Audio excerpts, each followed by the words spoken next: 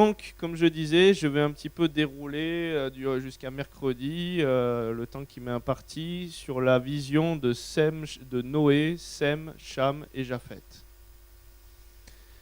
Donc hier, on a vu la conversion en Christ, on a vu justement ce changement d'état, c'est pour ceux qui se rappellent un petit peu. Voilà, j'espère qu'il y en a certains, j'ai entendu quelques témoignages comme quoi ça avait déjà un peu produit du fruit et des changements et une autre appropriation des réalités célestes. Donc on a Noé, Sem, Cham, Japheth, et puis je méditais un jour un petit peu sur toute cette histoire avec Noé, et puis le Seigneur il m'a dit il y a quelque chose de beaucoup plus profond, et puis la Bible elle nous dit que tout a été créé par la parole, et que Jésus il est le porteur de cette parole au monde, et qu'il est l'esprit de la prophétie. Donc j'ai commencé à comprendre qu'en fait tout ce que Dieu a fait, toutes les histoires qui nous sont rapportées aujourd'hui, elles portent une réalité prophétique. Vous êtes d'accord avec ça? Donc j'ai commencé à essayer de chercher, mais quelle est la réalité prophétique? Donc je me suis dit, oh, mais oui, c'est vrai, Noé, la création, la terre qui est lavée par les eaux, le déluge, Adama, c'est ce qui a donné Adam. On est tiré de l'Adama, vous êtes d'accord?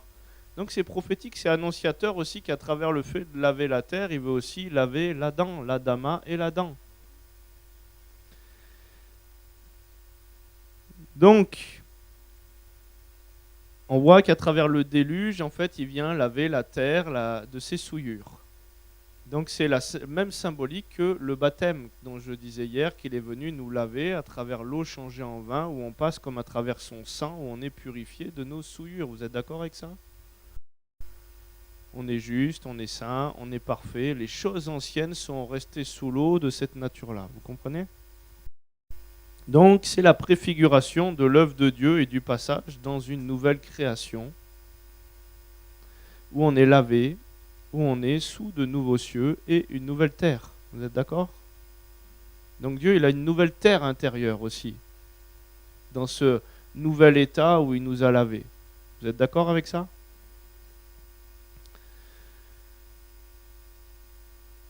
Donc on passe la mer Rouge, le baptême de Jean, pour préparer le chemin du Seigneur. Ensuite on est déprogrammé dans le désert, et puis finalement on passe le Jourdain pour arriver en Canaan. C'est pour ça qu'il dit de quel baptême avez-vous baptisé? Du baptême de Jean, et sur ces paroles ils furent baptisés du baptême de Christ. Amen. Donc Genèse 9 à partir du verset 1, Dieu bénit Noé et ses fils et leur dit, soyez féconds, multipliez et remplissez la terre. Genèse 9 verset 18, les fils de Noé qui sortirent de l'arche étaient Sem, Cham et Japheth. Cham fut le père de Canaan, ce sont là les trois fils de Noé, c'est leur postérité qui peupla toute la terre. Donc je me suis intéressé, je me suis dit, s'il y a un ordre dans la Bible, si c'est énoncé comme ça, Cham, Sem, Cham et Japheth, c'est qu'il doit y avoir aussi quelque chose qui est important à comprendre, puisque c'est le premier Sem qui sortit, donc c'est le premier qui posa un pied sur cette terre qui a été lavée, donc ça veut dire qu'il y a une fondation qui est posée. Vous êtes d'accord avec ça? Eh bien Noé, en hébreu, ça veut dire le repos, consolation, consolateur. Et qu'est-ce qu'il nous dit? Je vous enverrai le consolateur, l'Esprit Saint. Tiens, tiens, tiens. Et c'est lui qui nous fait passer de l'autre bord. Vous êtes d'accord avec ça? Puisque, hier je le disais, la vie c'est qu'il te connaisse, c'est de connaître. Celui qui est né de l'Esprit, il est Esprit. Vous êtes d'accord avec ça? Donc tiens, ça me parle finalement du Saint-Esprit, de la nouvelle naissance, de la création qui a été lavée, de la terre qui a été lavée. Ça me parle de moi, c'est prophétique. Amen. Il enverra le consolateur. Donc Noé, c'est le consolateur. Donc c'est Sem qui sort le premier de l'arche et qui pose un pied sur la terre qui vient d'être lavée. Sem en hébreu, ça veut dire un nom, une renommée, une prospérité. Tiens, tiens, tiens, quel est le premier fondement que Dieu veut poser après le fait d'avoir compris la grâce, la croix et d'être né d'en haut? C'est la compréhension de notre identité, de notre nom. Parce qu'une fois qu'on comprend son nom, on peut multiplier ce nom.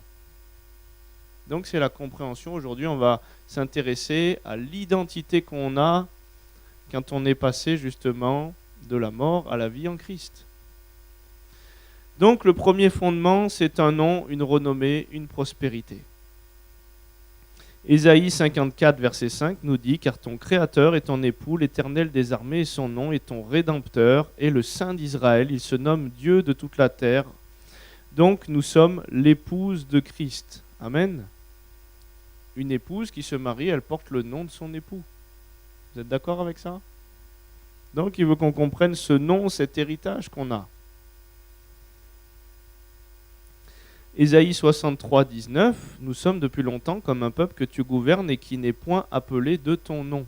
Nous portons un nouveau nom, une autre identité. Tel il est, tel nous sommes aussi dans ce monde. Amen.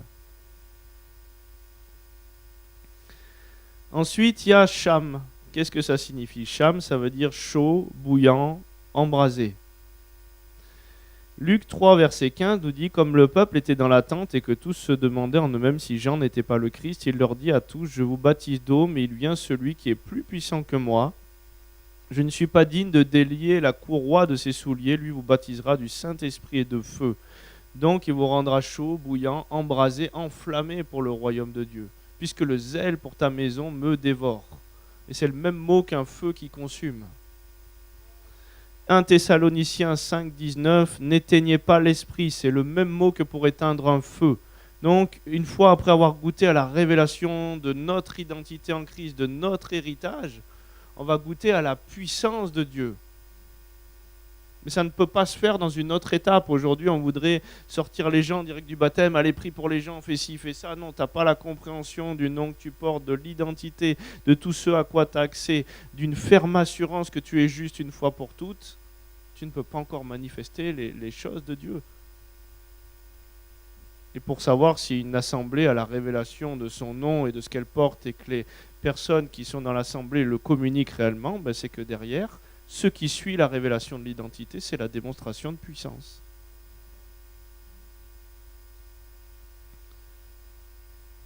Il ne peut pas en être autrement. Ton Dieu ordonne que tu sois puissant. Tu as épousé son nom, son identité. C'est toi. Tu es puissant si tu comprends ton héritage. Tu n'as même pas besoin de dire Jésus. Tu portes le nom.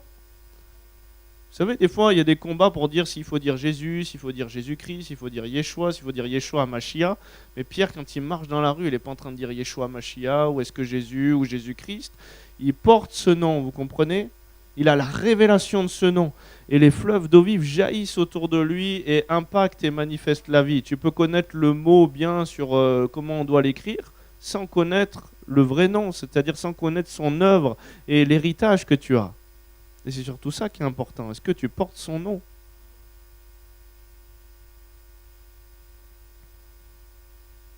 Ensuite nous vient Japhet,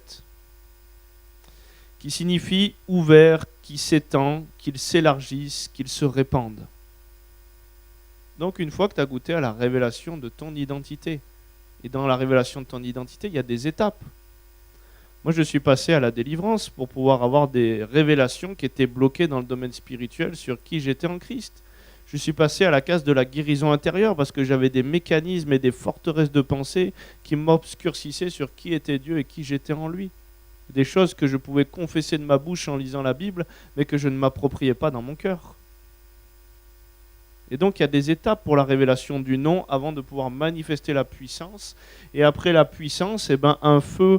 Comme la pub Michelin, vous savez, qui dit c'était quoi, sans maîtrise, la puissance n'est rien. C'était de la pub pour les pneus.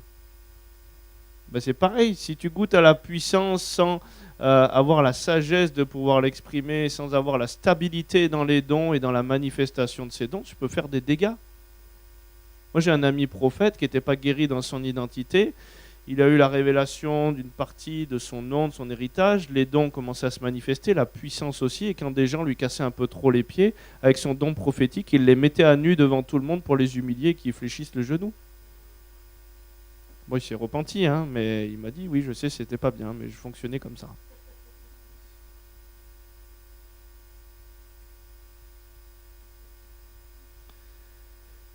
Donc, qu'il se diffuse, qu'il se répand.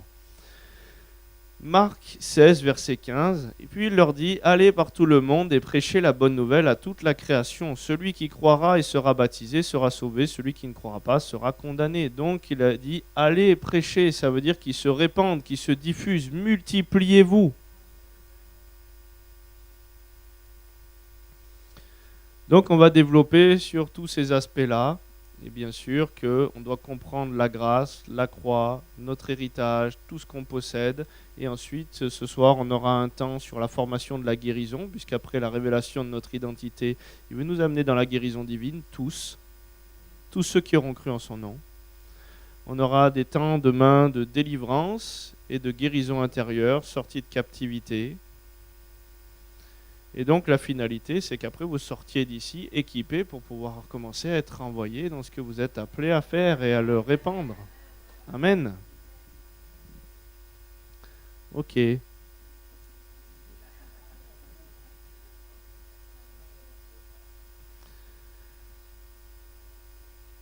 Donc cet après-midi, peut-être que vous allez entendre des choses nouvelles. En tout cas, ne jetez pas des pierres tout de suite, parce que vous savez, quand ces manifestations de la grâce ont commencé à se manifester dans certaines assemblées qui étaient religieuses, les religieux ont commencé à dire c'est par la puissance de Satan qui doit faire ces choses-là, parce qu'eux ne les vivaient pas. Et donc à jeter des pierres, à flageller, à traiter de sorciers, de ci, de ça, mais il ne faut pas jeter le bébé avec l'eau du bain aussi. Il faut faire attention à ne pas injurier les gloires. Vous êtes d'accord avec ça? Et attribuer une œuvre de l'esprit à Satan, bibliquement, c'est ce qui se rapproche d'un blasphème contre le Saint-Esprit. Donc c'est important de faire attention. Pour ceux qui ont vu des histoires des réveils, le réveil de Timor, il y a une femme pasteur qui se moquait de toutes les manifestations et de ce qui était en train de se passer. Et du jour au lendemain, elle est tombée aveugle. Et elle a dû venir se repentir pour que les pasteurs qui vivaient toutes ces manifestations et ce miracle prient pour elle pour qu'elle retrouve la vue. Donc le péché, il a des conséquences.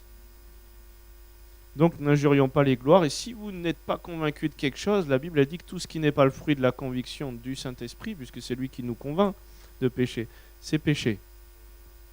Donc, si vous ne maîtrisez pas, si ça ne parle pas encore à votre cœur, mettez de côté et dites Seigneur, voilà, si tu veux me révéler, oui ou non, que ce soit toi qui puisses parler hors de mes concepts, hors de ma théologie, hors de ma compréhension des choses, voilà, qu'est-ce que toi t'en dis? Comme Jésus, non pas ma volonté, mais la tienne. Parce que des fois on dit Seigneur écoute, ton serviteur parle, plutôt que parle Seigneur, ton serviteur écoute. Et donc ça loupe le but. Donc cet après-midi, l'enseignement, il a pour titre Vous êtes des dieux. Alors je vais développer, ne me jetez pas tout de suite la pierre, oui, c'est un enseignement, nanani, nanana. Mais la Bible, elle nous dit que nous sommes une nouvelle création et que nous avons épousé un héritage, une identité. Vous êtes d'accord avec ça? Donc si j'épouse un autre héritage, si j'épouse une autre identité, qui je suis finalement? Et donc c'est important de comprendre. Alors hop, je me suis trompé, l'enseignement. Voilà. Notre identité en Christ. Qu'est-ce qui s'est passé en Éden? C'était quoi qui a causé la chute? Le péché. Bon, ça c'est un joli mot pour dire, voilà, allez, je botte en touche, le péché. Alors je vais aller plus loin. C'était quoi le péché? La désobéissance à quoi? À la parole de Dieu. Et pourquoi on désobéit? C'est-à-dire que la désobéissance, c'est une conséquence de quelque chose, oui ou non? Vous désobéissez à vos parents, pourquoi? Parce que vous ne leur faites pas assez confiance, parce que vous ne connaissez pas pleinement qui ils sont dans la bienveillance et vous ne connaissez pas non plus qui vous êtes en eux, pour eux. Vous êtes d'accord avec ça? Donc, c'est-à-dire que la conséquence du péché qui nous a fait louper le but, elle est venue, vous allez le voir, d'une méconnaissance de l'identité. Donc, tout est la question identitaire. Genèse 1, verset 26. Puis Dieu dit, faisons l'homme à notre image, selon notre ressemblance, et qu'il domine sur les poissons de la mer. Donc déjà, le pluriel ici, c'est un pluriel en théologie, un pluriel majestatif. Comme vous auriez une personne de haute dignité, vous lui diriez vous. Donc qu'il domine sur les poissons de la mer, sur les oiseaux du ciel, sur le bétail, sur toute la terre et sur tous les reptiles qui rampent sur la terre. Dieu créa l'homme à son image, il le créa à l'image de Dieu, il créa l'homme et la femme. Le mot image en hébreu, ça veut dire son reflet, son exacte représentation. Donc ma question, est-ce que les chiens engendrent des chats? Et si vous plantez des pommes de terre, vous allez récolter? Vous êtes sûr? Bon, alors là, on en est sûr de ces choses-là, vous êtes d'accord?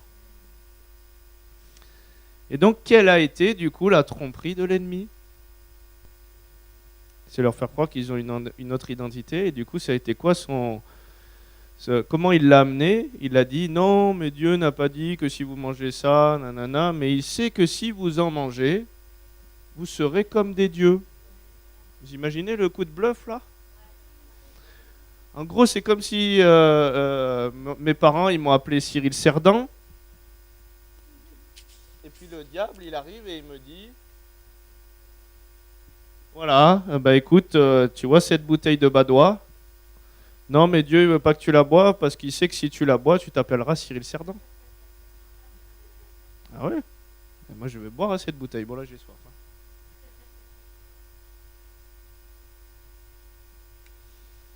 Et du coup, le coup de bluff, ça a été, si tu fais, tu sauras ce que tu es déjà. C'est pas fou, ça? Psaume 82, verset 6, j'avais dit, vous êtes des dieux. Vous êtes tous des fils du Très-Haut. Jean 10, 34, Jésus leur répondit, n'est-il pas écrit dans votre loi? J'ai dit, vous êtes des dieux.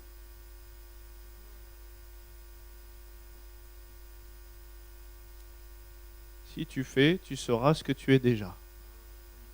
Et donc la Bible, elle dit qu'on est esclave de celui à qui on se soumet. Et donc son contrat qu'il nous a proposé, qui a été déchiré et cloué à la croix, c'était quoi? C'était de faire pour pouvoir être. Tu dois sacrifier, tu dois jeûner plus, tu dois faire plus de choses pour être dans les faveurs, alors que notre Père, quand il nous engendre, on est ses enfants simplement qu'on ait des bonnes notes à l'école ou pas des bonnes notes à l'école. Vous comprenez? Je sens que ça vibre de la gloire de Dieu dans l'esprit, je ne sais pas si vous sentez. Et donc, nous sommes des dieux. Il est le roi des rois. Ne me faites pas dire ce que j'ai pas dit. Alors je vais être mon propre Dieu sans Dieu. Nanana. Non, il est l'autorité. Il est le Seigneur des seigneurs. C'est-à-dire que Dieu, il a créé le tableau. Là, il a dit voilà, j'ai fait ce tableau, j'ai fait toute la palette de couleurs. Mais dans ce tableau et cette palette de couleurs, dans le cadre qu'il a imparti au Fils de Dieu, nous sommes des dieux et nous avons un pouvoir créateur puisqu'il est créateur et nous sommes à son image. Ça va ?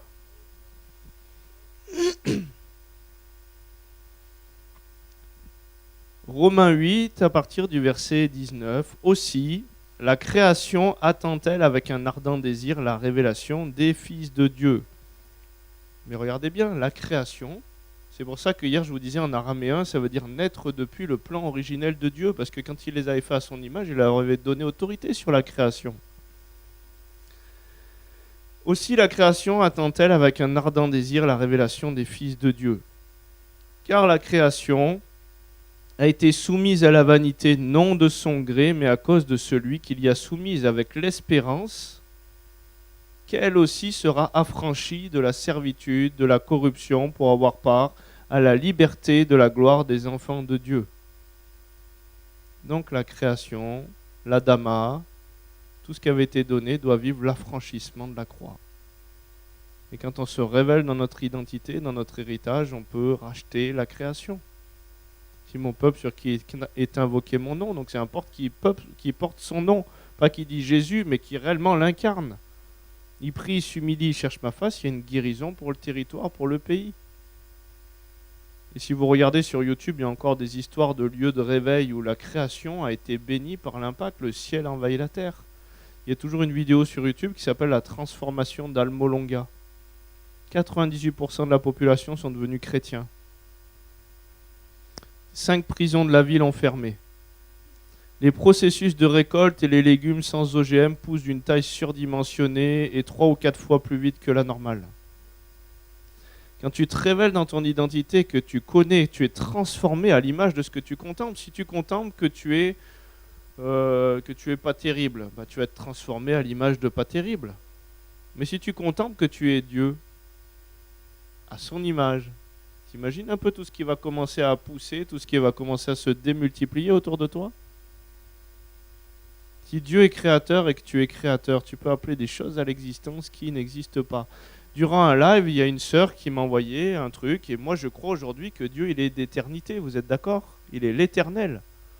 Donc aujourd'hui, je ne crois pas que le temps qu'on a passé présent et futur, c'est l'éternité déchue. Vous êtes d'accord avec ça? Mais je crois qu'on a une autorité sur le temps, puisqu'il nous dit racheter le temps. Et donc j'ai même une autorité pour accélérer, ralentir ou pour même revenir en arrière. Vous êtes d'accord? On a vu des gens qui avaient des cheveux blancs, leurs cheveux se recoloraient comme si le vieillissement n'avait pas eu de... Et donc pendant la prédication et pendant le temps de prière et d'onction, mais on arrive à des trucs, ça paraît fou. Moi je suis le premier, mais je suis fan de quand je vois les manifestations de la gloire de Dieu. On a une femme, elle nous a dit, mais pendant le live, vous étiez en train de prier, et puis dans l'onction...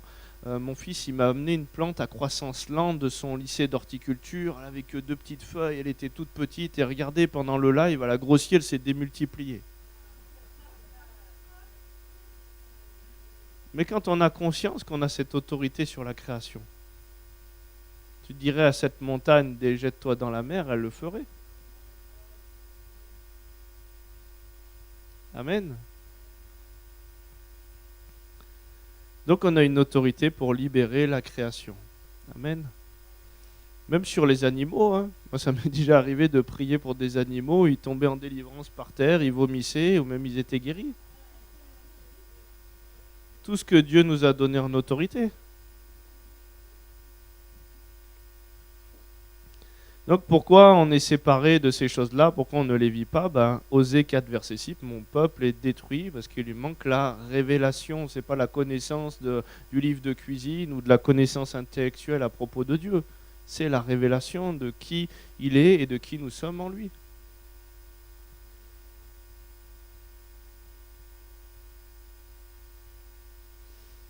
Le fils prodigue.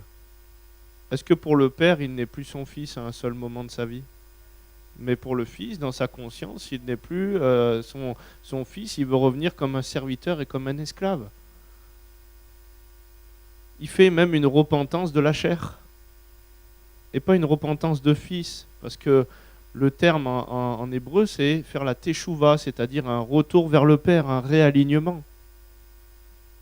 Et lui fait une repentance de serviteur, d'esclave. Et donc même on peut être dans la maison de notre Père, on peut avoir part à tout notre héritage et faute de connaissances, ne pas en bénéficier. Pourtant c'est acquis, pourtant c'est payé.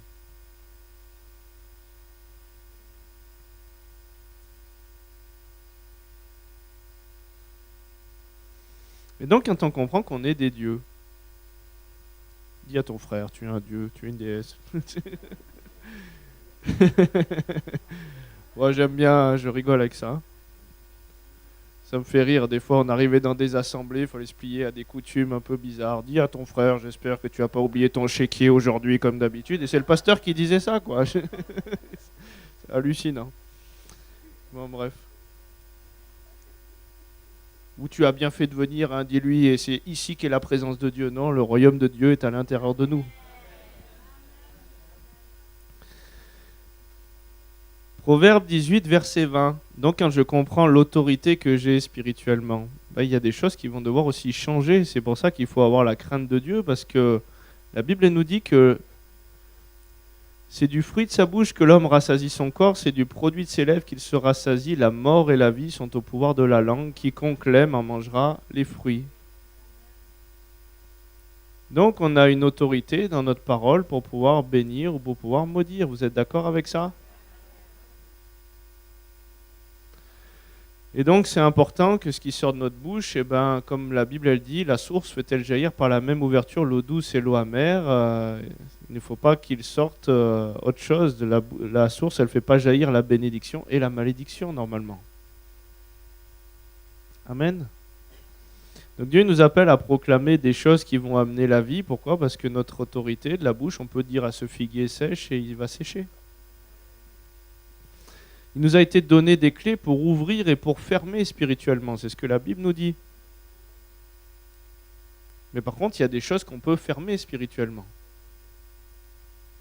Sans demander à Dieu, est-ce que je peux fermer spirituellement? Il t'a dit, oui, je t'ai donné les clés. Seigneur, est-ce que tu veux bien? Oui, je l'ai fait, je t'ai donné les clés. Donc toi, est-ce que tu les utilises, ces clés? Est-ce que tu as conscience que tu es un Dieu et que tu peux ouvrir ou fermer les choses que tu veux voir? Est-ce que tu as conscience que tu peux bénir, faire prospérer ou arrêter les choses que tu ne veux pas voir prospérer sur un territoire? Moi, chaque fois que je passe maintenant devant, je ne sais pas moi, allez, on va dire au hasard, une boucherie halal. À chaque fois que je passe devant, je ferme ce lieu spirituellement et j'appelle un commerce qui ne va pas générer des finances pour les cultes musulmans et pour la certification halal. Il y a beaucoup de chrétiens aujourd'hui, je trouve, qui vont encore financer ces choses-là et derrière, ils prient contre ces choses-là alors qu'ils les bénissent d'un autre côté. Si j'ai pas le choix et que je suis invité chez quelqu'un à manger, il n'y a pas de souci, j'ai pas béni l'hôtel. Mais si j'ai le choix et que je veux en communion développer ces choses-là, ben je suis en communion à l'autel et donc à des puissances spirituelles. Mais je peux fermer des choses spirituellement.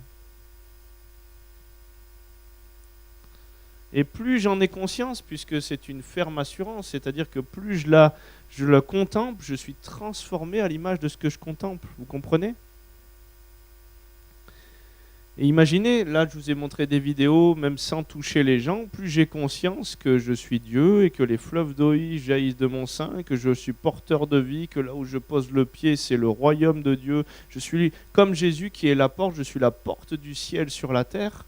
Et plus j'en ai conscience, plus je le vois s'amplifier. Puisque ça va de révélation en révélation, de gloire en gloire. Eh ben, on est arrivé des fois dans des lieux où simplement la personne serrait la main, disait bonjour, et elle était guérie d'un cancer sans même prier. Ou on rentrait dans des lieux et les gens retrouvaient l'audition, la vue ou quoi, ou partaient en délivrance. À cause de l'onction, puisque le joug est brisé par l'onction. Et pourquoi l'onction se manifeste? Parce qu'on a grandi et que c'est plus nous qui vivons, c'est Christ. On a revêtu cette nouvelle identité qu'on porte.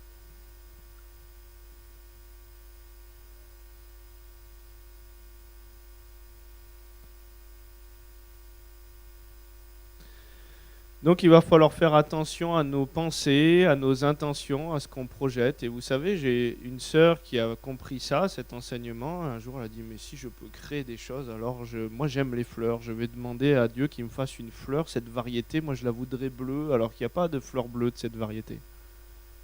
Et bien dans les pousses qu'elle a eues, juste après, il y a eu une fleur bleue.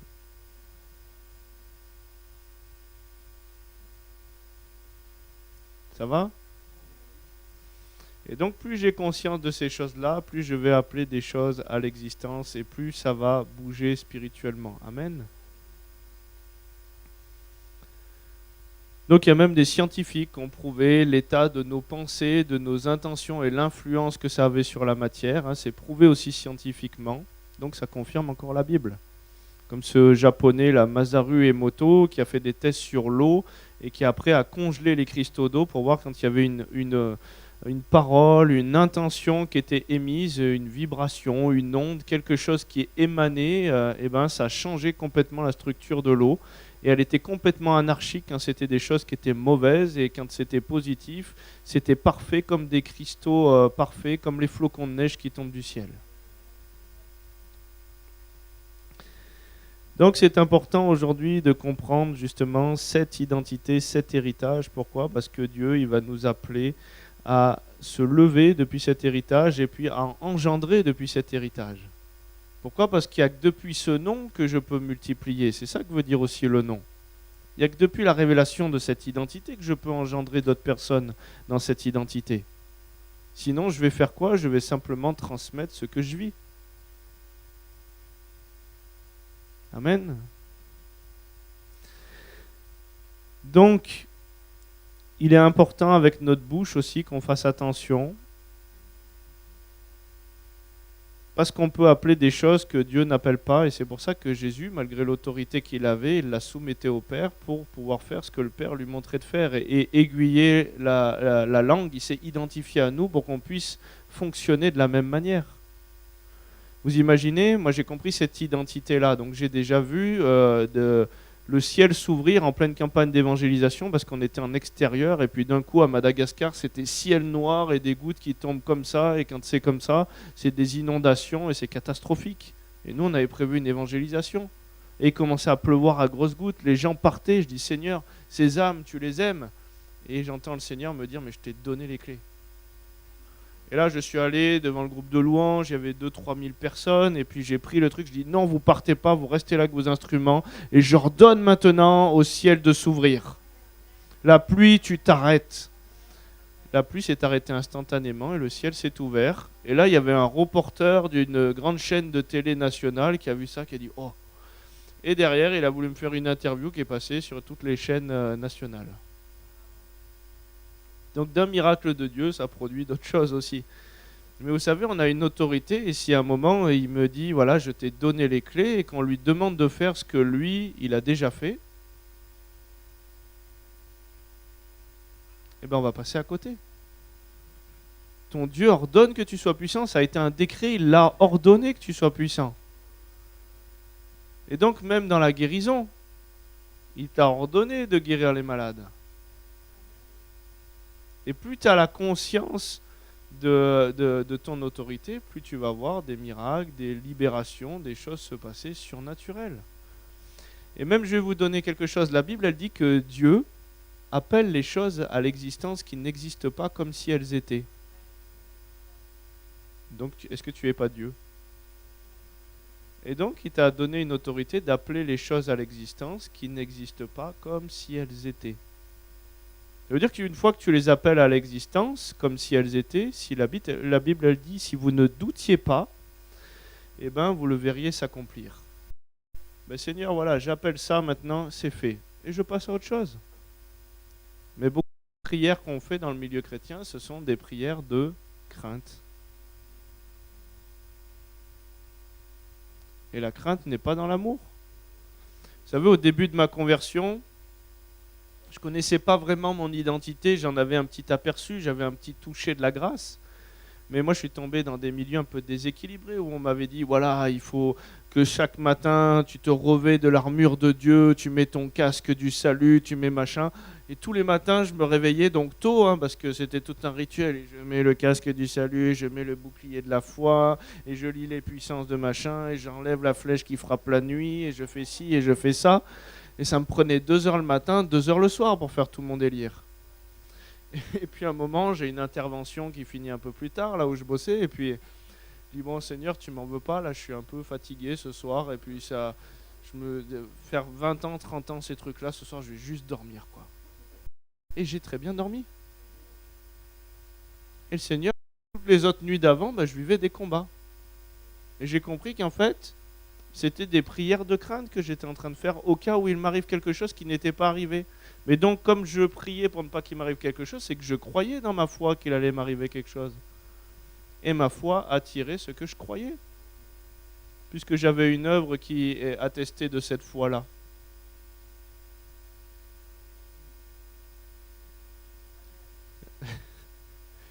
Amen.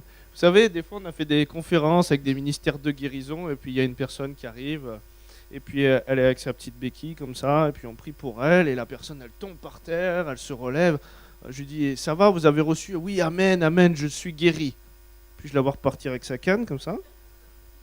Même pas faire une œuvre qui montre qu'elle a reçu, c'est-à-dire essayer de regarder, danser, tout ça. Et puis elle refait le tour de la queue, comme ça, avec l'autre ministère de guérison à côté. Et puis elle arrive vers lui, qu'est-ce que vous voulez que Dieu vous fasse ? Ah ben j'ai mal à la hanche, j'aimerais être guéri. Il prie pour elle, elle est touchée, visitée. Amen, amen, je suis guéri. Elle reprend sa canne et elle va voir le troisième à côté. Qu'est-ce que vous voulez que Dieu vous fasse ? La guérison. Est-ce que vous pensez qu'elle va recevoir quelque chose ? La foi possède, et si tu possèdes, tu fonctionnes comme quelqu'un qui a. Vous êtes d'accord avec ça ? Il y a des gens qui viennent me dire, voilà, Priez pour mon enfant, nanani, nanana, il est dans les addictions, il est ci, il est ça, que Dieu le touche. D'accord, ok, on prie. Seigneur, merci pour ta grâce, ta main sur la vie de cet enfant, on te le remet complètement, Seigneur, et on sait avec ferme assurance que tu vas t'en occuper. Amen, amen, merci, serviteur de Dieu. Et elle va voir son ami après, est-ce que tu peux compris pour mon fils, nanana, parce que j'aimerais le remettre à Dieu. Ben, c'est des prières de crainte. La foi, à un moment, elle s'assoit dans ce que tu as demandé. La foi, à un moment, elle tient le bras en l'air et elle garde le positionnement et le cap qui a été donné jusqu'à le voir s'accomplir. Mais c'est comme si on était en train de semer des graines et puis en fait, on enlève la graine et on l'arrose pas. Et ça devient des prières de crainte. Priez pour moi, pour ma situation, que ça s'arrange financièrement, ça va pas. Ok, amen. Au nom de Jésus, Seigneur, merci parce que tu veux qu'on soit la tête et pas la queue et tu veux lever quelque chose, tu veux qu'on prospère à tout égard. J'appelle vraiment ta prospérité juste selon ton cœur pour la vie de cette personne. Au nom de Jésus, amen. La personne, amen. Mais le amen n'a pas l'œuvre du amen, puisque dès qu'elle sort, elle commence à demander priez pour moi encore, ou alors je ne sais pas comment je vais m'en sortir, ou ci ou ça. Mais celui qui croit, il doit posséder ce qu'il croit, ce qu'il a reçu pour le voir s'accomplir. Tu dois fonctionner comme quelqu'un qui est riche. Si Dieu il te dit, voilà ton problème ou ta dette, elle est réglée. On a eu des choses surnaturelles. Jésus il dit, voyant que la personne avait la foi pour être guérie. Parce qu'il dit, voyant que la personne, elle allait s'approprier et fonctionner comme quelqu'un qui allait reçu. C'est ça la foi. C'est une ferme assurance. Et donc, il est important aujourd'hui qu'on possède les choses et qu'on tienne un cap et que quand on a déclaré quelque chose, si on ne doute pas, la Bible elle dit, vous le verrez s'accomplir. Et qu'on ne prie pas pour demander ce que Dieu il a déjà fait, mais qu'on prie pour amener ce que Dieu a déjà fait puisqu'on est dans les lieux célestes. Vous êtes d'accord ? Moi, j'ai vu des personnes prier dans des assemblées. Seigneur, si tu daignes bien vouloir me guérir. Mais il t'a déjà guéri. Et donc, tu as appelé à la guérison ce qui a déjà été accompli à la croix, que par ces meurtrissures, tu as déjà été guéri. Et à fonctionner comme quelqu'un qui montre qu'il a reçu et pas comme quelqu'un qui va de plus en plus mal. La foi, elle amène un mouvement qui va tendre vers la vie, te faire sortir, te faire prospérer, te faire récupérer des forces. L'ennemi, il va faire une œuvre de stagnation. Plus tu es malade, plus tu commences à te désociabiliser, à rester chez toi, à faire ci, à faire ça, puis tu bouges plus, tu es lié. Et tu peux même être délié et ne pas sortir de ta captivité. Et donc la porte est toujours ouverte, puisque tu dois mettre ta foi en œuvre. Comme je le disais hier, si Pierre il était appelé à marcher sur l'eau et qu'il dit Amen, il reste dans la barque, il ne va pas marcher sur l'eau. Donc c'est important aujourd'hui que si on ne doute point de ce qu'on demande, on va le voir s'accomplir. Amen. Mais on a vu des personnes, une femme, elle a eu une dette de 23 000 € payée comme ça surnaturellement. On a eu une autre personne dans une affaire de procédure judiciaire où elle avait investi de l'argent pour acheter des terrains avec d'autres entrepreneurs. Ils voulaient lui faire un rachat de ses parts au bout de 5 ans où ils n'avaient rien fait, rien investi.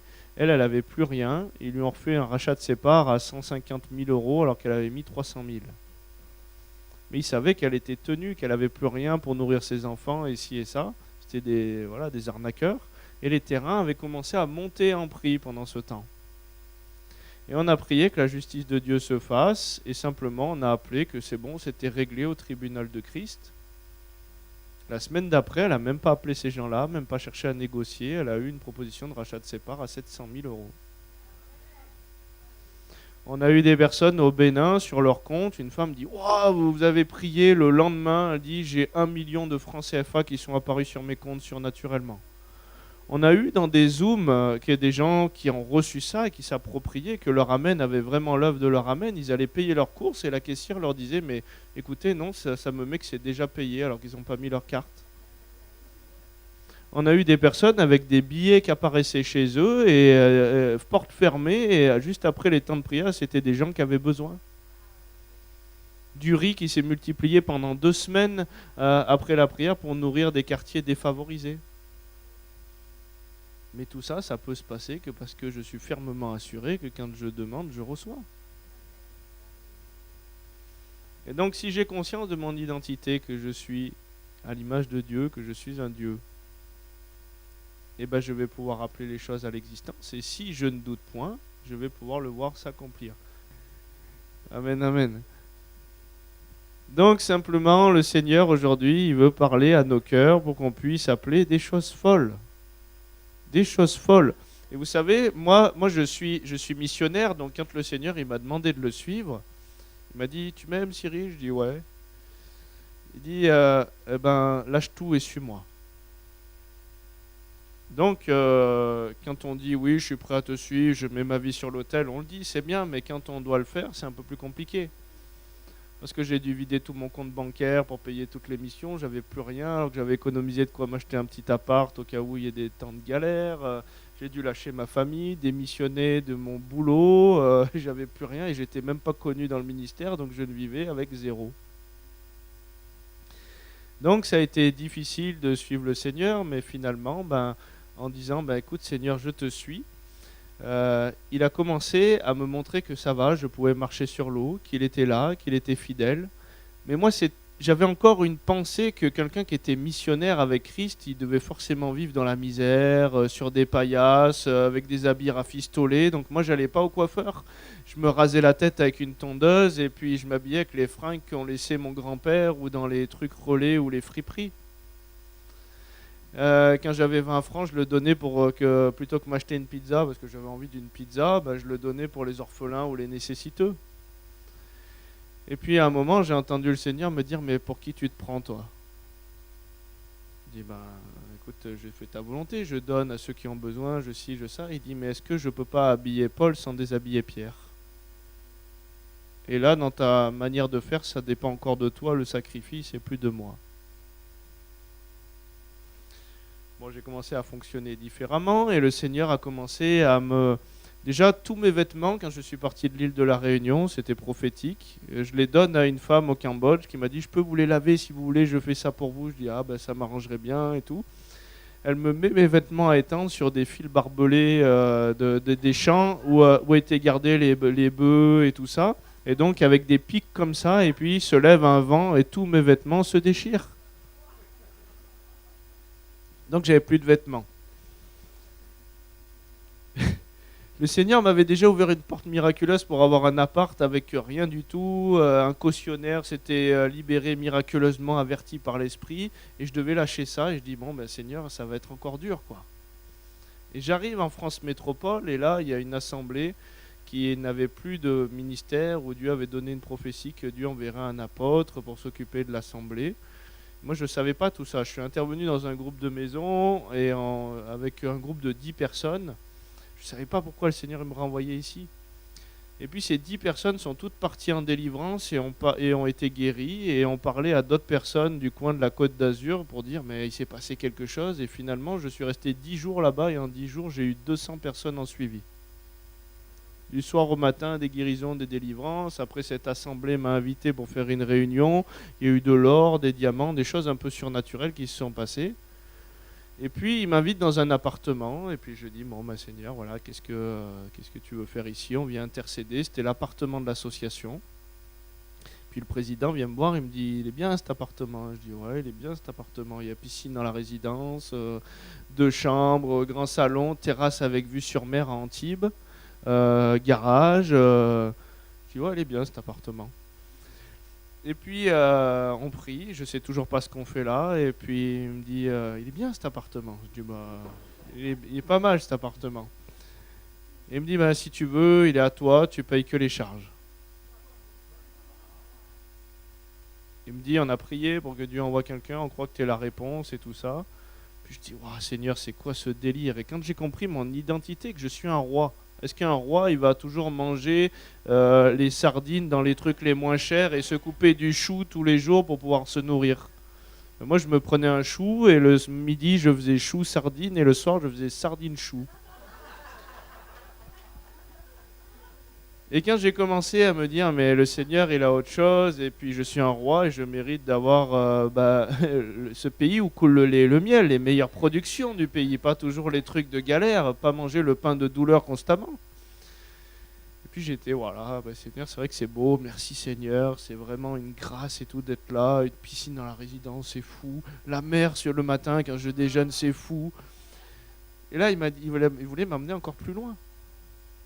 Et puis je vais me balader sur le port d'Antibes, et là-bas, le port d'Antibes, donc il y a le port des millionnaires.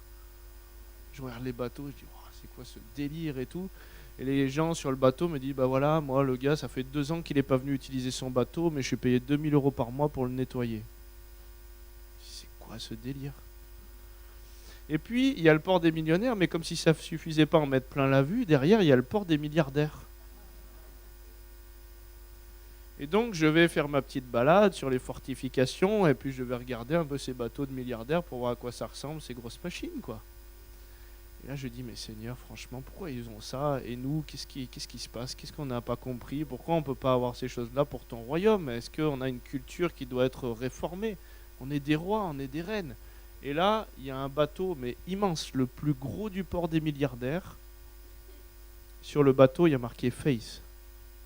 Je ne vais peut-être pas bien dire en anglais parce que j'ai pas un accent terrible, mais ça veut dire foi.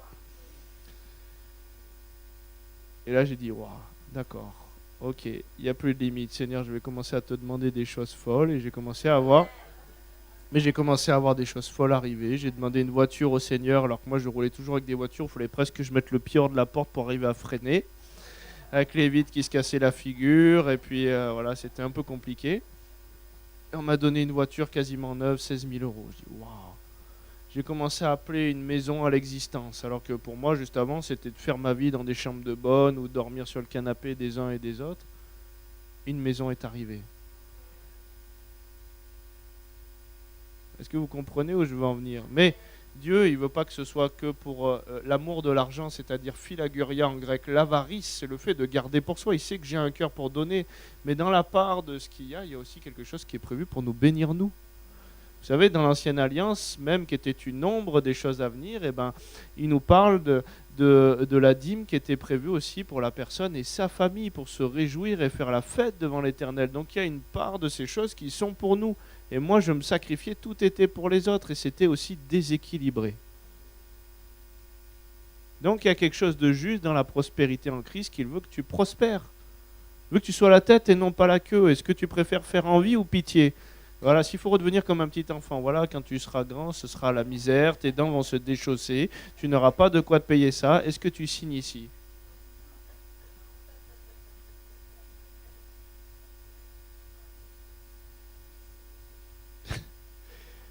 Donc c'est une bonne nouvelle, mais quand on prend la mesure de cette bonne nouvelle et qu'on commence à dire, waouh, c'est des choses folles.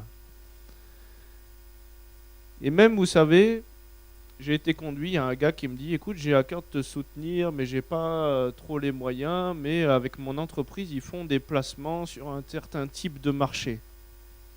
Et je commence à rentrer dans une compréhension des choses que finalement, au commencement est la parole, et que la parole, l'Esprit de Dieu qui est envoyé se meut au-dessus des eaux, et qu'en hébreu, ça veut dire vibrer.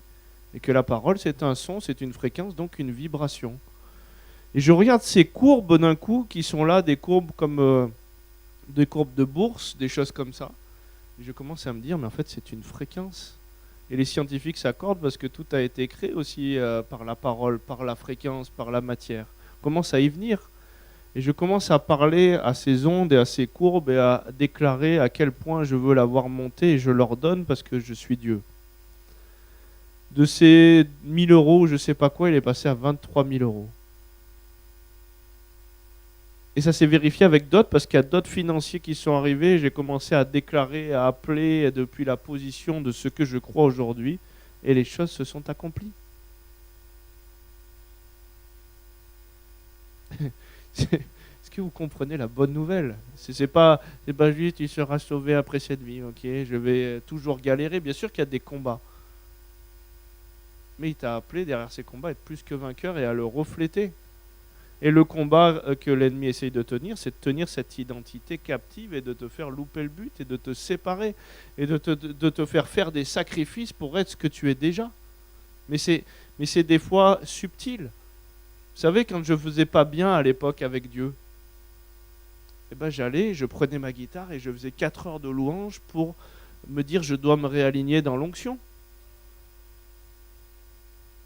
Et maintenant, je fais plus ça. Je dis, écoute, c'est vrai qu'effectivement, là, j'ai manqué le but. Mais comme rien ne me sépare de ton amour manifesté en Jésus-Christ, de mon identité, de mon héritage, ben, j'ai toujours la même conscience de l'onction, de la grâce de Dieu qui coule. Et s'il y en a qui pouvaient sentir ce que je vis, ce que je vibre, la gloire qui est là, qui ne quitte jamais, même quand je fais des erreurs. Cyril est encore faible dans sa chair. Mais j'ai plus la conscience que c'est la faiblesse et mon état de péché qui détermine qui je suis et où je vais. Et donc ça vibre autre chose, et donc ça transmet autre chose. Et donc rien ne me sépare plus, alors qu'avant, même cette louange évangélique, c'était encore une œuvre pour pouvoir me réapproprier quelque chose que je perdais par mon état de péché. L'obéissance vaut mieux que les sacrifices. Et donc l'obéissance à quoi? Ton Dieu ordonne que tu sois puissant. Ton Dieu ordonne aujourd'hui, pour ceux qui ont cru en son nom, que tu épouses cette identité-là. Et là où il essaye de te déchoir, c'est de te déchoir de ce positionnement, de la révélation de ton identité. Amen.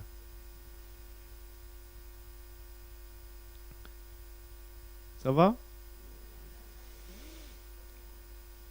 Je vais vous raconter autre chose, juste on a encore un quart d'heure avant qu'on passe. Ça va préparer déjà le terrain pour ce soir, parce qu'il est important aussi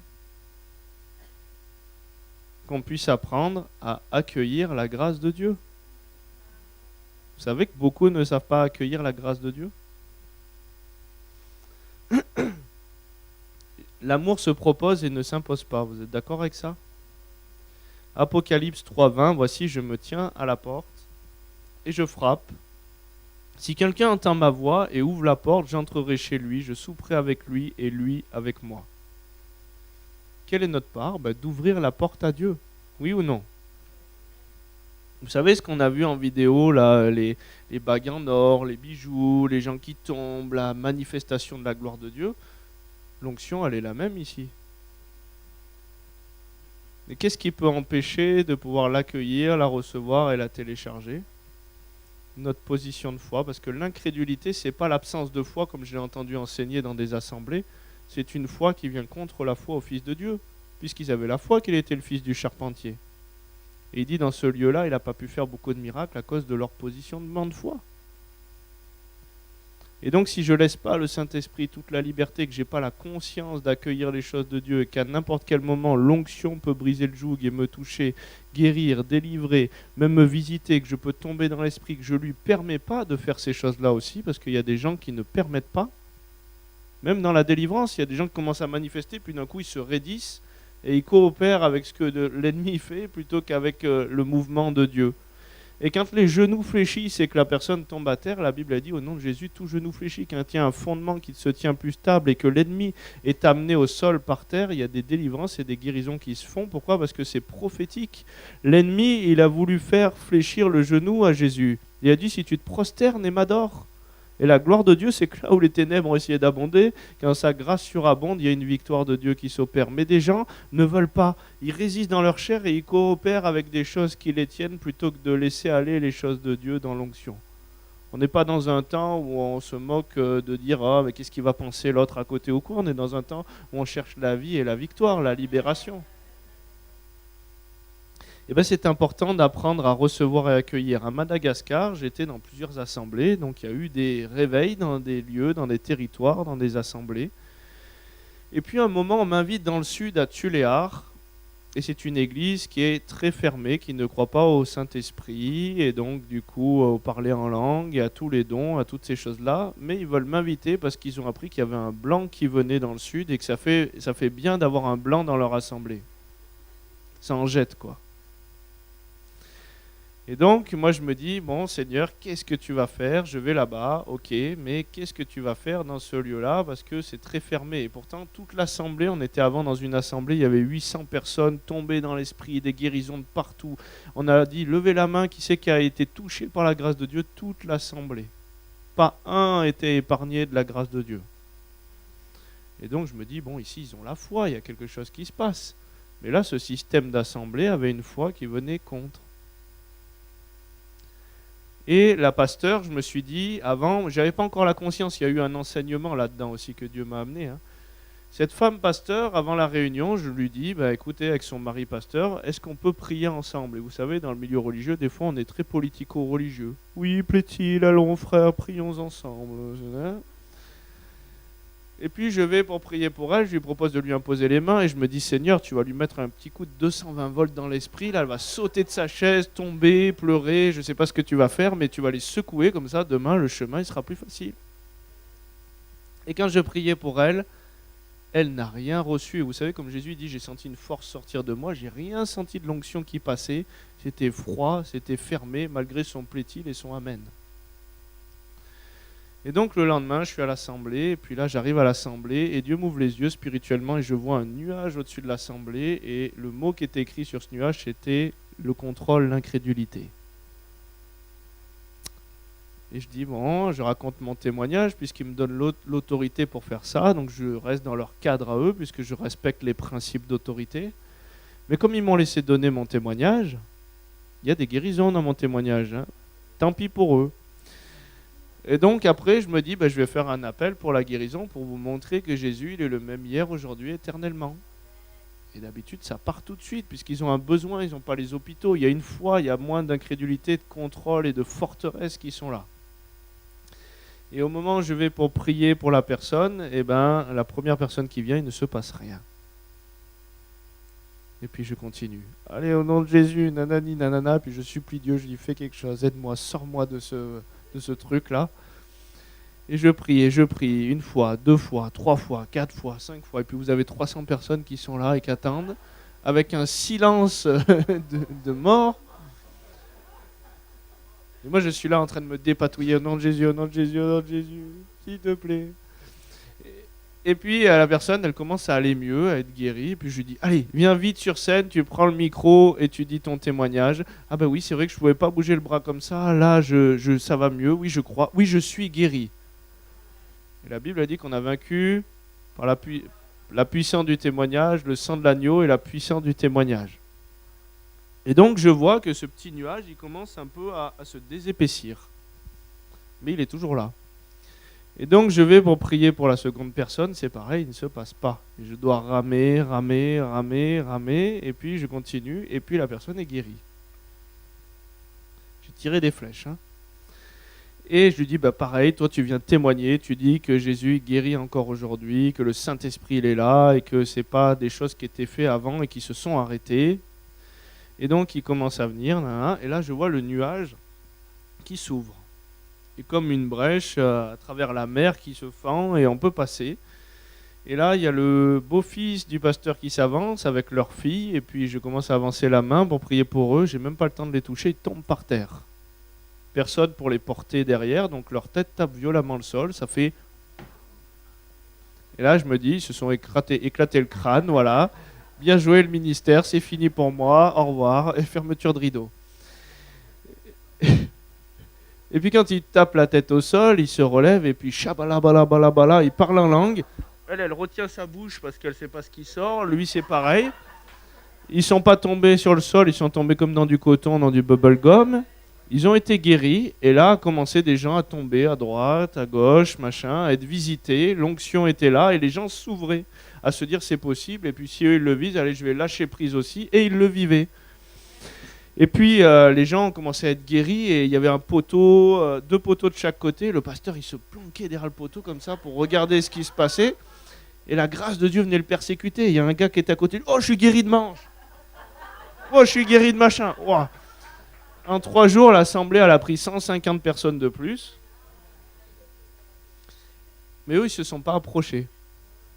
Et puis j'allais visiter après l'orphelinat qu'ils avaient mis en place, parce que bien sûr ils avaient invité le blanc parce qu'ils voulaient un peu de fric. Voilà, faut pas se mentir, hein. Et donc j'y suis allé, et puis je regarde la femme du pasteur, et puis au fond du couloir elle me dit s'il vous plaît, venez. Puis j'arrive vers elle, elle me dit ce qu'ils ont reçu à la réunion là, moi je le veux aussi. Et c'est la même pour qui j'avais prié, où il ne s'était rien passé du tout avant. Et je dis, écoutez, ok, je vais prier pour vous. J'avance ma main vers elle, je ne la touche même pas. Elle tombe par terre dans le couloir encore. Et quand sa tête touche le sol, shabalabalabala, elle parle en langue. Et puis elle se relève et elle enlève ses lunettes, elle a été guérie de la vue. L'onction pouvait passer.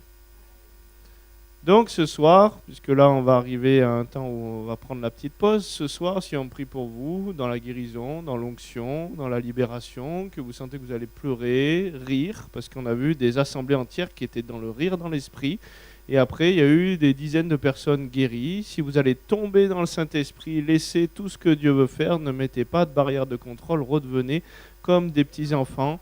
Apprenez à accueillir la grâce de Dieu, 2 Corinthiens 3,7, car là où est l'Esprit du Seigneur, là est la liberté. Amen.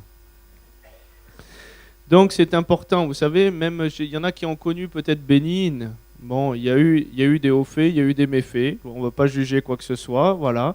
Mais en tout cas, dans ce qui était de bien et dans ce que j'ai trouvé qui avait amené la vie, c'était vraiment la démonstration de l'onction, les guérisons. J'ai un ami qui était équipier de prière avec lui. Il m'a dit, écoute, j'ai jamais vu autant de paralytiques se lever. Et puis un jour, j'ai un autre gars qui me raconte un témoignage qui a été pris, un ministère, hein, il a été pris dans une des cassettes VHS de Bénigne, le jour où c'était filmé.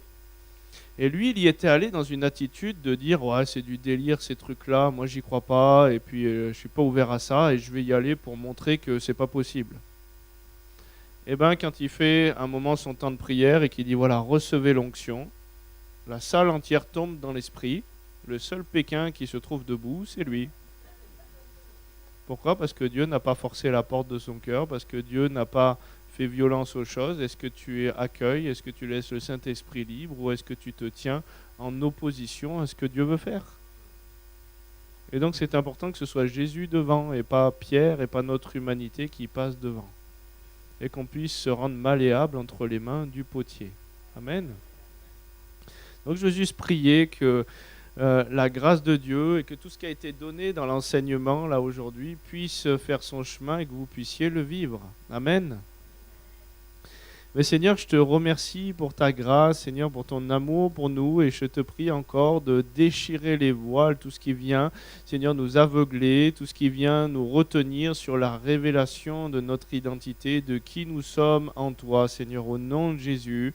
J'appelle ta grâce à couler, j'appelle ton onction à se déverser, j'appelle les puits à se déboucher, Seigneur, au nom de Jésus, ta grâce dans tous les vols, dans toutes les failles identitaires, dans toutes les forteresses qui se sont levées, les croyances, les systèmes de pensée qui venaient contre cette pensée-là et notre héritage et tous les bénéfices de cet héritage-là. Maintenant, au nom de Jésus, j'ordonne à toutes ces constructions élevées, à tous ces systèmes de pensée élevés, à tous ces hôtels de communion, de se taire maintenant, au nom de Jésus, à toutes ces mauvaises émissions, de se taire maintenant, au nom de Jésus. J'appelle Canto Rama. Imbaile, imbaile, imbaile, imbaile, imbaile l'otorro amasso kamaye, santo, santo, santo, santo. Et je vois comme une huile de joie, la fête de Dieu est là. Au nom de Jésus, que l'huile de joie vous touche. Et si vous devez vous marrer, si les puits veulent se déboucher, si la bonne nouvelle veut se manifester, que la joie de Dieu puisse vous toucher. Doucement. Que la joie de Dieu puisse vous toucher au nom de Jésus. Et si tu vas te marrer, lâche prise dans la grâce de Dieu. Il te veut comme un petit enfant. Il te veut. Vous savez, les bébés, ils se marrent simplement parce qu'il y a une connexion avec le ciel, parce que la souillure n'est pas encore venue trop limiter les dons et les talents. Dieu, il se rit de ses ennemis. Et face à Goliath, il envoie un enfant sans armure. Il veut que tu te marres. Il veut te redonner la joie. C'est une bonne nouvelle. Des guerriers joyeux. Des guerriers joyeux. So kamaye, lo kamaye, so kamaye, so kamaye, oh kamaye. Une huile de joie pour l'adorer. Une huile de joie pour le louer. C'est une fête. C'est une bonne nouvelle. Et il te dit, est-ce que tu veux boire de ce vin nouveau? Est-ce que tu veux puiser? Il dit, rentrons à la maison des vins. Est-ce que tu veux goûter à cette cuvée spéciale qui vient casser tes codes? Qui vient faire que tu es comme plein de vin doux, que tu ne maîtrises plus rien, que tu laisses l'onction de Dieu passer, casser tes codes et faire ce qu'il veut. Voilà, marre-toi au nom de Jésus, que l'onction de Dieu continue et libère l'onction à travers toi, qu'elle puisse toucher les personnes autour. qu'elle puisse toucher les personnes autour au nom de Jésus. Sorabakabaye. Parce que l'onction de joie, c'est une huile.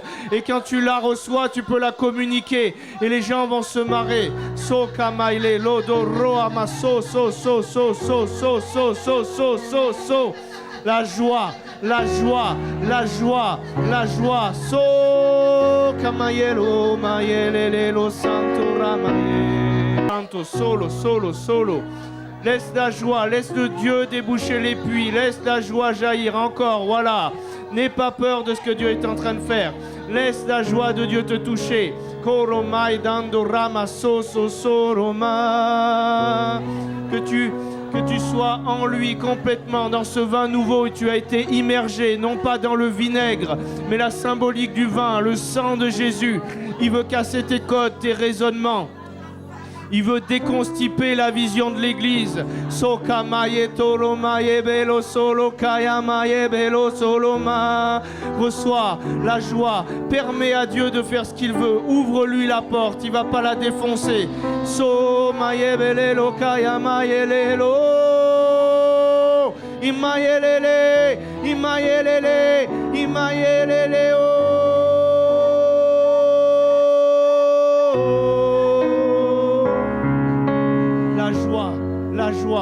La joie, vous savez, c'est une force et il y a la guérison par la joie. Voilà, laisse l'onction de joie couler. Marre-toi, libère ce que Dieu est en train de faire. On se moque du regard des uns des autres, on se moque des qu'en dira-t-on. C'est un temps où le Seigneur il veut restaurer des choses en toi. Et vous savez, la joie du Seigneur, c'est une force, il y a la guérison, un esprit qui est abattu, un cœur joyeux, c'est un bon remède. Est-ce que tu veux recevoir la joie du Seigneur? Soka maye beloma, imayelele, imayelele lo mayeleo.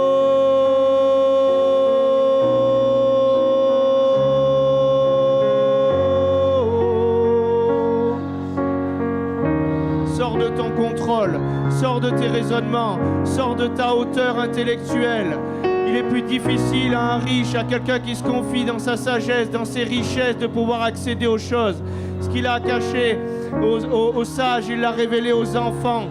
Laisse le Seigneur, reviens dans la simplicité. Sois pas dans l'analyse, mais vis ce que tu as à vivre. Reçois ce que tu as à recevoir au nom de Jésus. So kamaye, roi so kamaye. Santo, santo, santo. La folie de Dieu est plus sage que la sagesse des hommes. Est-ce que tu laisses la folie de Dieu? Est-ce que tu laisses le Seigneur faire des choses nouvelles, des choses folles peut-être pour ta vie? Mais il veut libérer la joie. Il veut libérer la joie. Il veut déboucher les puits de joie.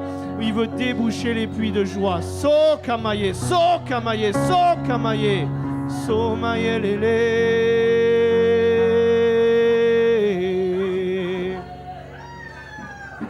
Il y a la liberté dans sa présence. Il y a la liberté dans sa présence au nom de Jésus. So kamaye lelo tolo mayebe. Korama so kamaye santo santo.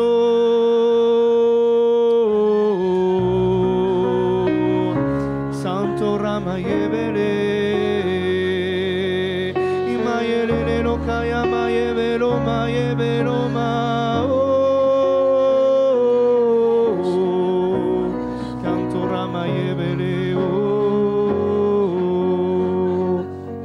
Santo ramayebele.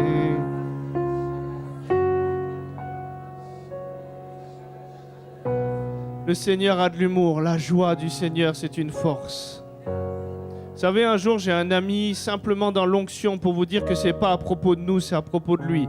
Il était le conférencier principal invité à une réunion en Amérique du Sud. Et puis, il va pour monter sur scène et puis d'un coup, tout son corps devient liquide, il se transforme en bubblegum, il est écrasé au sol. Et il ne peut pas prêcher, il y a plus de 1000 personnes qui sont là. Et les gens qui essayent de venir le lever de cette situation, lui, il est complètement désarticulé au sol, il ne comprend rien à ce qui lui arrive. Ils sont projetés de 10 mètres sans toucher le sol. Et il passe toute la soirée comme ça. Vous imaginez, orateur principal, super apôtre, machin, bubblegum. Et on est obligé de le prendre sur un brancard et puis de l'amener dans son lit. Donc il passe toute la soirée comme ça. Les gens n'ont rien, n'ont rien appris au niveau théologie. Et il s'est dit le lendemain, mais quelle prestation, qu'est-ce que tu as fait, Seigneur? Et il y avait une foule de personnes devant la porte qui sont venues lui dire merci. Donc le Seigneur, il veut nous emmener dans une autre pensée, une autre révélation où il dit « Sachez que je suis Dieu ».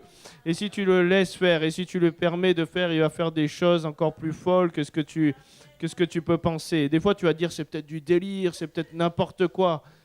Mais quand ils étaient comme plein de vin doux à la Pentecôte, ça ressemblait sûrement à n'importe quoi.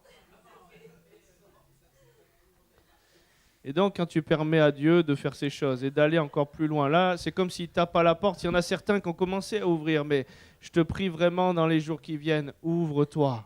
Ephata, ouvre-toi, au nom de Jésus.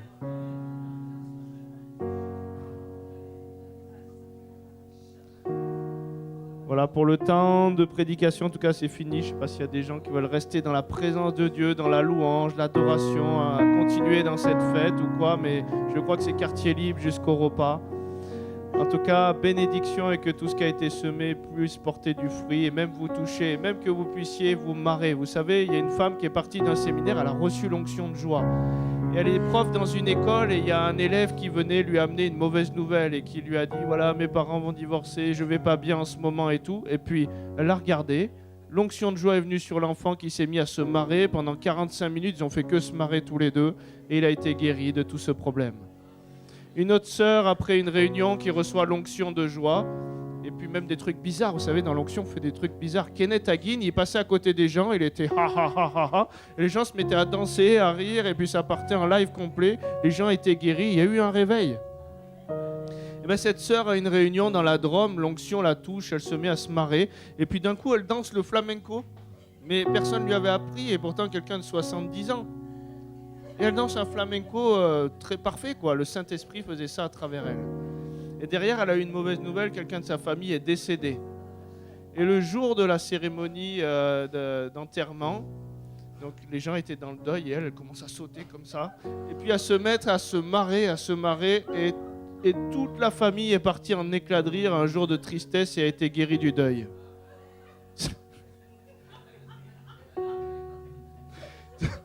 Donc, si le Seigneur veut faire des choses folles, Seigneur, on te permet.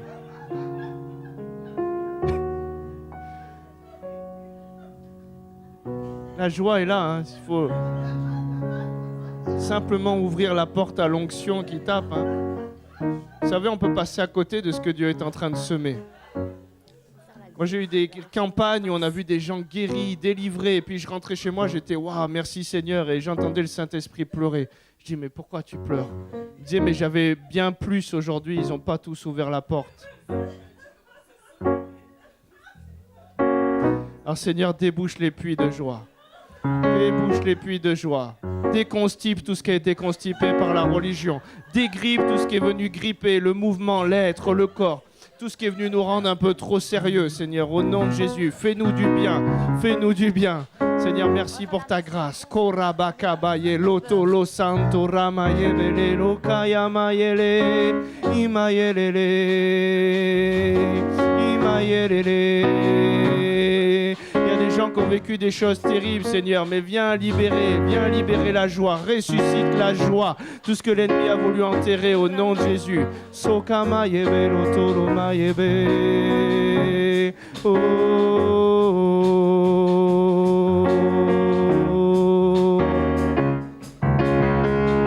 Amen, amen, amen, amen. Dieu, il te veut à son image et Dieu se rit de ses ennemis. Imagine avec toutes les galères que tu as vécues, le diable il s'est levé devant toi, il a mis tout ce qu'il pouvait, il a donné tout ce qu'il pouvait pour te contrer. Et toi tu es là, tu devrais être abattu et là tu te marres. Ça lui produit une ongue, quelque chose qui vient où la joie du Seigneur est une force. Sokamayelelele, oh, oh, mayelelelelele, so. Est-ce que tu veux du vin nouveau? Est-ce que tu veux boire? Est-ce que tu veux puiser? Si tu m'avais demandé de puiser, j'aurais puisé pour toi. Mais le Seigneur, il a encore du vin, il a encore des cuvées. Il dit, ne vous enivrez pas d'alcool, mais soyez remplis du Saint-Esprit. Parce que quand tu es rempli du Saint-Esprit, tu perds tes repères. Ce que tu cherches dans l'alcool, dans le Saint-Esprit, tu l'as. Et l'ivresse et la joie du Saint-Esprit est une force. Et il veut te guérir, il veut te délivrer. Il veut te redonner les choses que l'ennemi t'a volées. Au nom de Jésus, la joie. Au nom de Jésus, la joie. Au nom de Jésus, la joie. Un feu de joie.